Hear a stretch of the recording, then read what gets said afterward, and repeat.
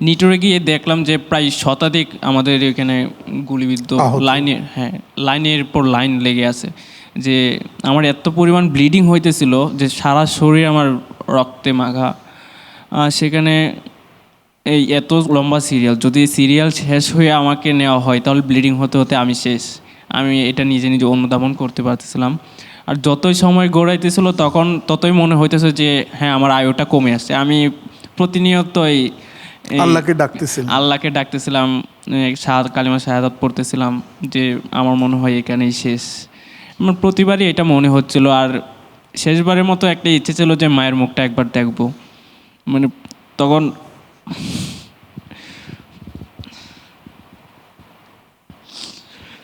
আমি ভাবছিলাম যদি মরার আগেও ওই সময় যদি আম্মুর মুখটা একটু দেখতে পারতাম, অন্তত পক্ষে শান্তি পেতাম একটু। ওই সময় ওখান থেকে আমাকে কোনো মতে অবস্থা ক্রিটিক্যাল দেখে কয়েকজনকে বলে আমাকে অপারেশন থিয়েটারে নিয়ে যাওয়া হয়। অপারেশন থিয়েটারে নিয়ে যাওয়ার পর ট্রলি থেকে আমাকে অপারেশনের সিটে রাখা হয়। ওখানে আবার ডাক্তারের এক বর্বরতার শিকার হই।